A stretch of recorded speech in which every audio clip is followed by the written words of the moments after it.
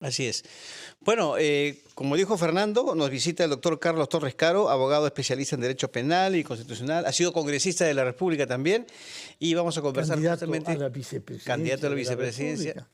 y efectivamente, y por supuesto vamos a Errores de conversar, juventud. vamos a conversar con él acerca de este emblemático caso. Doctor, bienvenido. Muchas gracias por estar aquí con ustedes, Carlos, Fernando.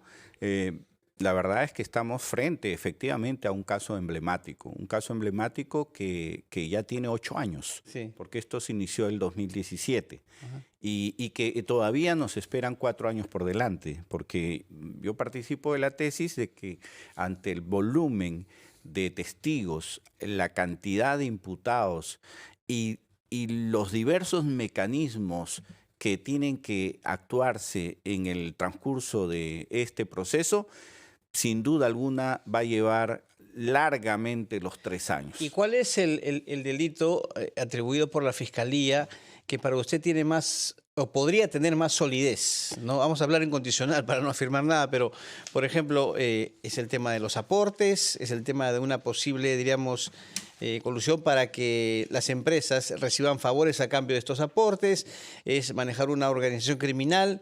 ¿Cuál cree usted que tendría mayor peso en el juicio? Bueno, aquí efectivamente hay un pequeño rosario de ilícitos penales que la Fiscalía está imputando, ¿no? Quizás el más sólido de todos ellos tenga que ver con la asociación ilícita y la colusión, porque ahí hay elementos de prueba que puede arguir. Pero déjame decirte que estamos frente a un caso emblemático porque efectivamente estamos ante una dicotomía en la que si el resultado final es un resultado positivo para la justicia, es decir, para la Fiscalía, vamos a tener pues un reconocimiento social de que estamos en una lucha veraz contra la corrupción y la impunidad. Pero si sale una absolución, el elemento de la persecución política va a tomar fuerza, no solamente para este caso, sino para otros casos que también tienen larga data.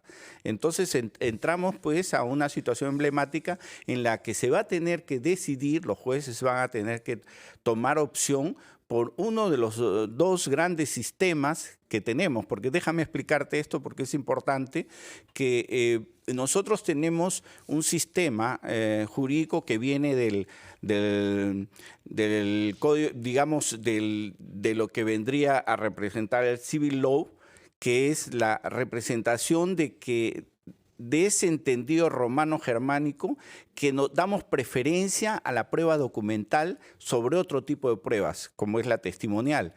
A diferencia del common law, que ellos dan preferencia al sistema de prueba testimonial sobre la documental. En Estados Unidos, por ejemplo, mentir es un delito federal que te puede llevar inmediatamente a la cárcel. En el Perú, mentir es como respirar.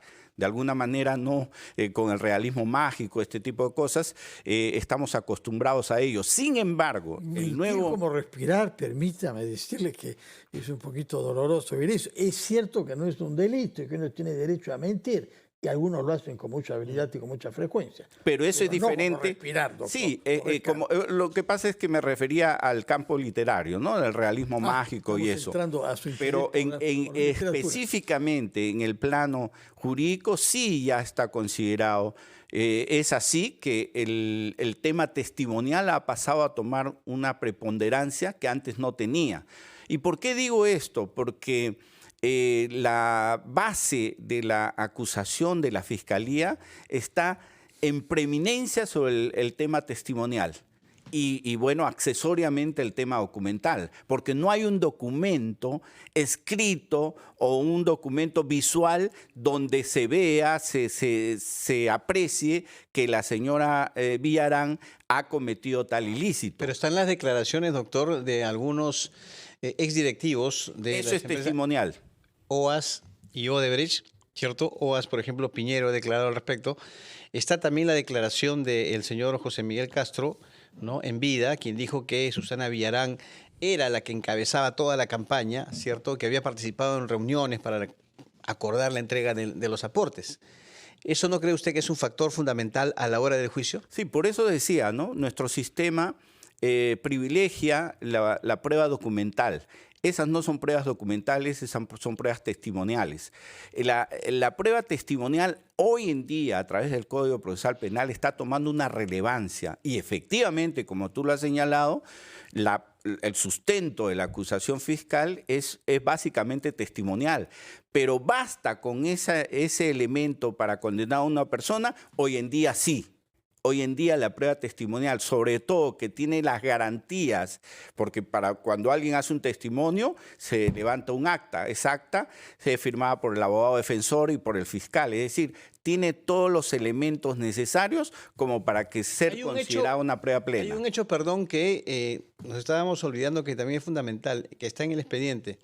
El hecho de que haya casi 70 personas, ¿no?, que figuraban como aportantes a la campaña del no, y la reelección, y al final ellos mismos lo han negado. O sea, es una especie de pitufeo, ¿no? El famoso pitufeo para disfrazar ingresos extraños a una campaña política, en este caso de Susana Villarán. Eso está referido, por ejemplo, al cuestionamiento que se le hace sobre el tema del lavado de activos, ¿no? Básicamente, el pitufeo famoso que ya lo hemos visto en otros casos, como el caso Cócteles, etcétera.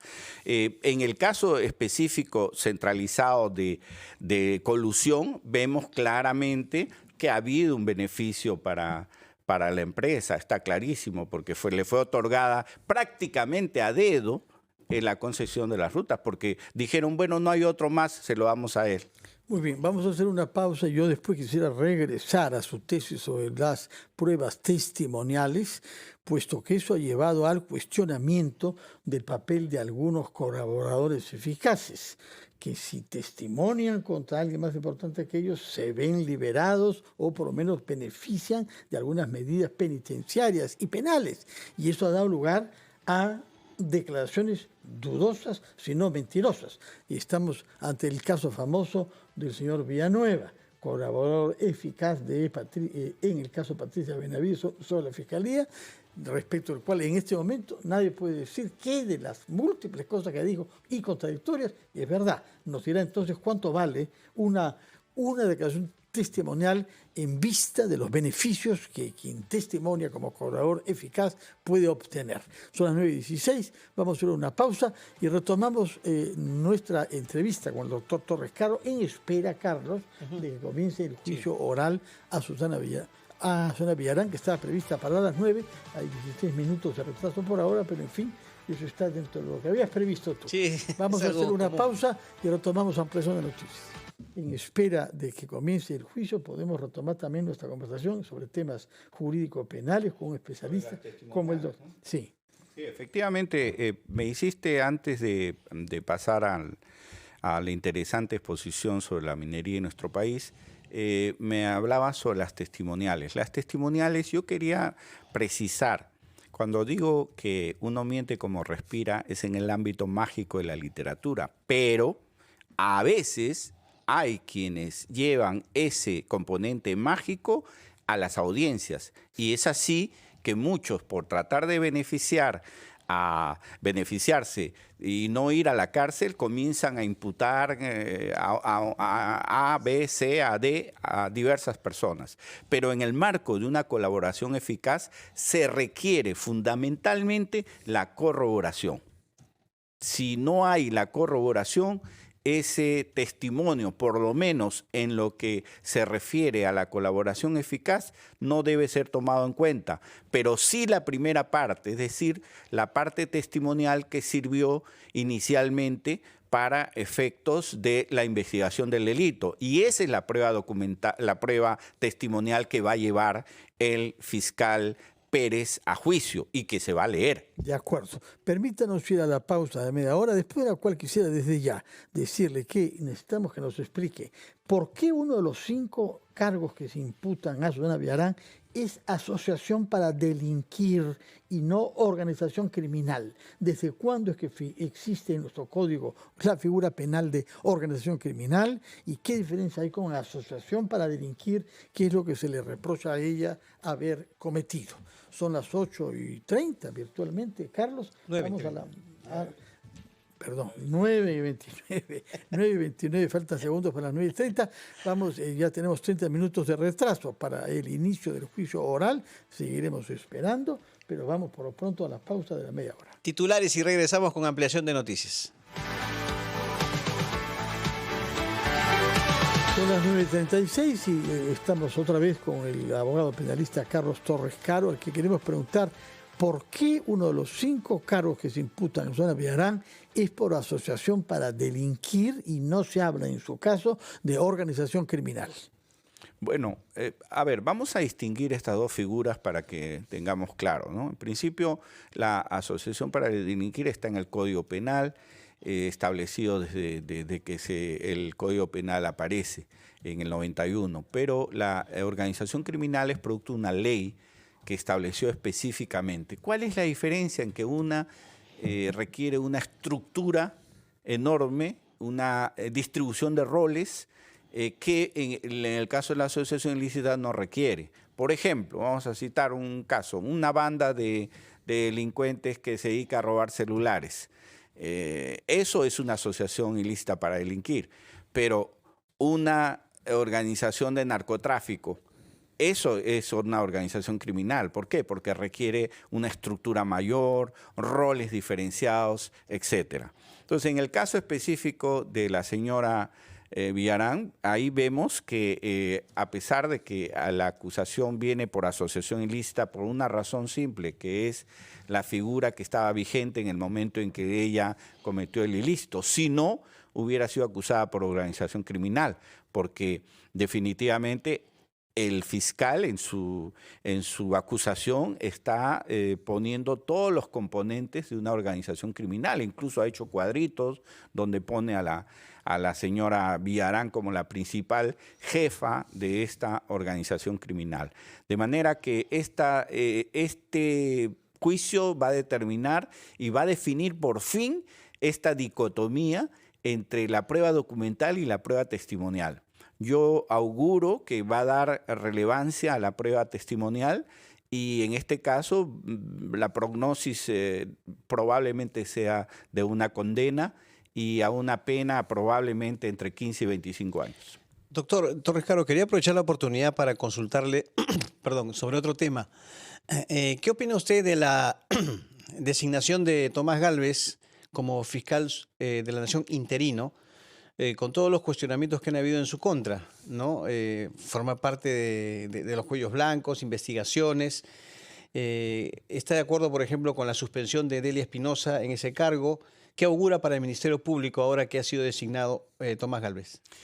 Bueno, yo le tengo aprecio al Ladino, porque bueno, viene desde la época que yo estuve como fiscal y era adjunto cuando yo estaba de titular, y le tengo aprecio, pero claro, como decía Sócrates, bueno, hay que someterse más a la verdad, ¿no? Y la verdad es que el Ministerio Público, la Junta Nacional de Justicia, el Tribunal, hasta el Tribunal Constitucional y la Policía Nacional, todo el sistema de justicia está patas arriba. De manera que... ¿Por qué razón cree usted que está patas arriba? Porque hay una tremenda organización criminal que ha copado diversas instituciones fundamentales del Estado y desde ahí están manipulando para pedir... Perdón, usted dice que hay organización criminal en el Ministerio Público, en el Poder Judicial, en el Tribunal Constitucional, en la Junta Nacional de Justicia, ¿en todos ellos? Hay elementos que están atrás, que están dirigiendo y de alguna manera están controlando esas instituciones. Si no, no estaríamos como estamos, donde la inseguridad es desbordante, donde la corrupción es desbordante, ¿Quiénes son esos donde elementos? la impunidad es desbordante. Entonces, ¿Quiénes son esos elementos? Bueno, estamos justamente en un momento muy difícil. Vemos el Congreso, ¿no? El Congreso lleno de niños, lleno de personas cuestionadas. Hay excepciones, por cierto que las hay, pero la gran mayoría deberían ser desalojados, expectorados del sistema del Congreso. Y asimismo en el Poder Ejecutivo, ¿no? Tenemos también personas severamente cuestionadas que incluso están dirigiendo instituciones de justicia, además. Por ejemplo, ¿cuál es puesto que usted habla con mucha claridad y tiene mucho aplomo y mucho conocimiento y ha sido fiscal? ¿Por qué no nos da nombres? Sería interesante saberlo. Es que todo el mundo sabe quiénes son. No, todo el mundo. Aquí yo trato de ser lo más objetivo e imparcial posible. Por eso yo, ante la pregunta, les digo, esta situación que se está viviendo en el Ministerio Público, Poder Judicial, Junta Nacional de Justicia, Poder Judicial, esto debe ser una materia pendiente del nuevo Parlamento. El nuevo Parlamento está en la obligación y el nuevo presidente está en la obligación de hacer una política de Estado en materia del sistema judicial, porque es la única manera para poder expectorar a todas esas organizaciones criminales que actúan y que están atrás, lamentablemente, que no podemos identificar. Pero Tomás Gálvez, pero que eso corresponde a los fiscales hacerlo. Y Tomás Gálvez, yo no estoy diciendo que sea parte de eso, lo que estoy diciendo es que Tomás Gálvez, al estar severamente también cuestionado, es una persona que es un buen fiscal, conoce materia jurídica, pero creo que no era políticamente correcto asumir una institución que actualmente está severamente cuestionada. ¿Y por qué cree entonces que declinaron en sus derechos tanto el señor Pablo Sánchez como Zoraida Ábalos, a quienes les correspondía antes que Tomás Gálvez? Porque en buena cuenta es a causa de ellos que el señor Tomás Aladino Gálvez se halla ahora como fiscal de la Nación. Bueno, yo espero que Tomás Gálvez se retrotraiga a los inicios de su propia carrera de fiscal y de abogado, para que ahora sí trate de cambiar y transformar esa institución que es pésima en una situación de defensa social que nosotros vemos. De manera que lo que creo que esta es una tarea pendiente para el próximo Parlamento, como he dicho, y para el próximo presidente. Por eso el llamado es a saber elegir. Elijamos a alguien que tenga los pantalones bien puestos para hacer la transformación que el Perú necesita. Pantalones o faltas, podría ser también, ¿no? Bien bueno, lamentablemente, las dos mujeres que han sido las primeras en asumir los más cargos importantes de la nación, una de ellas inicia su juicio ahora y la otra, que fue la primera mujer en llegar a ser alcaldesa en la historia republicana, y la señora que actualmente nos gobierna, lamentablemente no han dejado bien al sector de las mujeres. Muy bien, tomamos nota de eso, quedan pendientes algunos temas jurídicos, pero son las 9:51 y en espera de poder informar sobre el juicio oral que se inicia hoy a Susana Villarán, y estamos con el doctor Torres Caro, que debía contestarnos a otros de los cargos, otros de los 5 cargos que se han imputado en total a Susana Villarán, que tiene que ver con el lavado de activos. ¿En qué estamos respecto de la existencia de esa figura penal antes de su introducción formal a nuestro código? Puesto que Ollanta Humala ha sido condenado por haber cometido, según la justicia peruana, lavado de activos el año 2006. Así es, efectivamente.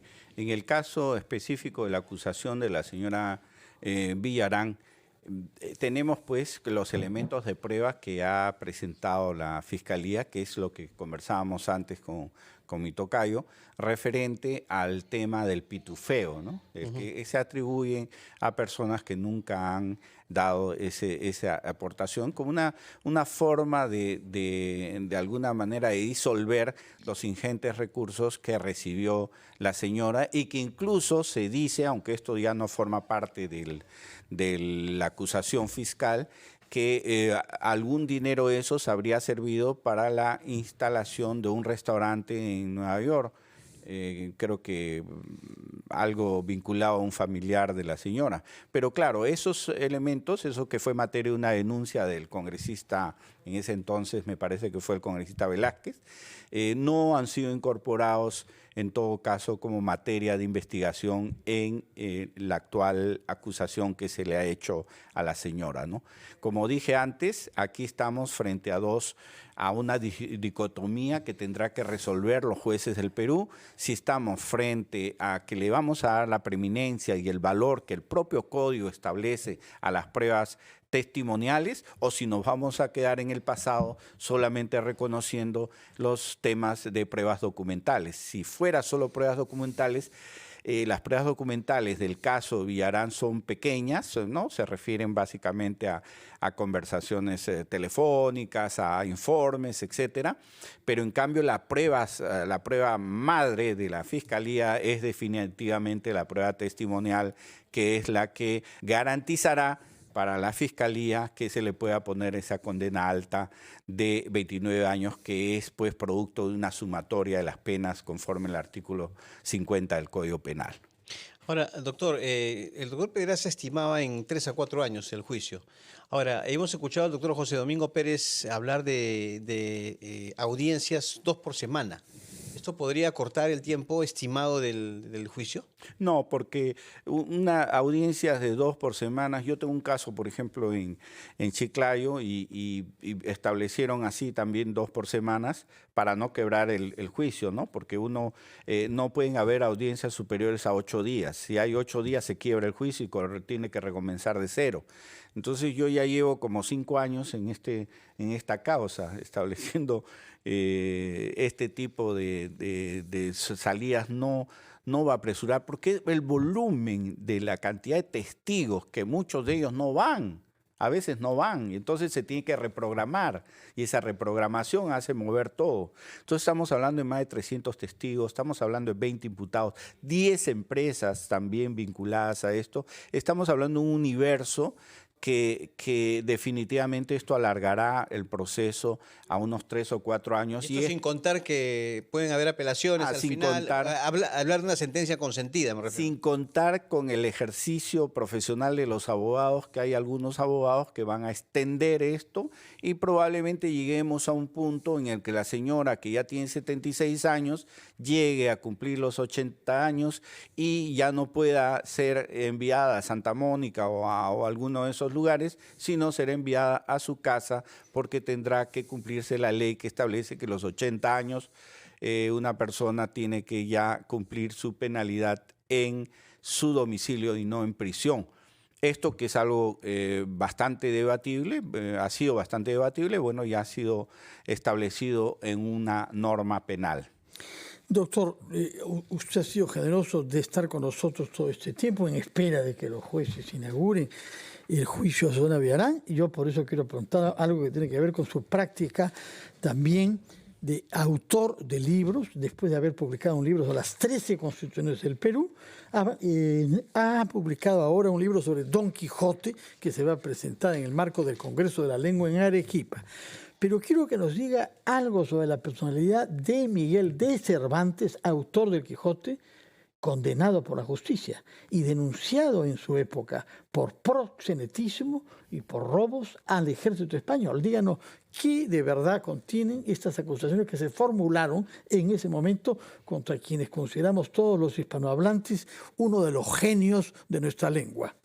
Bueno, en principio una precisión. El libro no va a ser presentado en Arequipa dentro del marco del 10º Congreso de la Lengua Española, que reúne a todos los presidentes de las academias de la lengua, incluida la Real Academia Española. Es una iniciativa privada el hecho de haber sacado esta obra para obsequiarla en un número de 50, la misma edad que tenía Cervantes cuando en la cárcel de Sevilla imaginó el Quijote, y la misma edad 50 que le puso a su protagonismo, ¿no? A su protagonista cuando dice y frisaba los 50 años.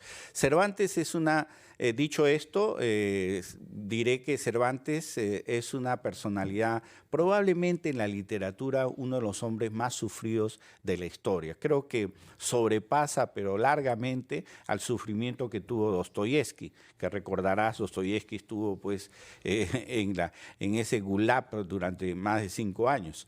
Pero en el caso de Cervantes... Condenado a muerte y expuesto a último momento. A un pelotón de fusilamiento. Y a último momento llegó el indulto. En el caso de Cervantes, él no solamente ha estado preso en varias ocasiones, sino que además ha estado él en secuestrado, o por decir lo mismo, ha sido rehén, cautivo, en las famosas cárceles berberísticas, que durante 5 años fue esclavo. Ahora, la imputación que hace es eso, son leyendas. No hago yo. son Yo le leyendas pregunto a urbanas. usted si lo que se dijo de él es verdad, lejos de mí. Son leyendas urbanas. Lo que sí es real es que a los 21 años, él tiene en una taberna, él tiene una discusión y se bate a duelo y hiere al señor Antonio de Segura, y ese acto, él se va, obviamente, lo deja al herido, y ese acto le lleva a un proceso penal. Bueno. Un proceso penal que culmina, mira, curiosamente, con una de las penas más severas que en ese momento se tenía. ¿Sabe cuál? La pena del ostracismo. 10 años fuera del reino. Pero termino, permíteme, porque esto es rápidamente, importante. porque ya estamos al borde de la hora. Y la pena de ser amputada la mano derecha. La mano derecha fue la pena que se le estableció. Él huyó, obviamente, pero esa pena nunca se aplicó, excepto en la batalla de Lepanto, donde perdió la mano. Bueno, muchísimas gracias. Aquí tenemos Don Quijote. Muchas gracias por hacer este vínculo entre el derecho penal y la literatura y la genialidad de Miguel de Cervantes.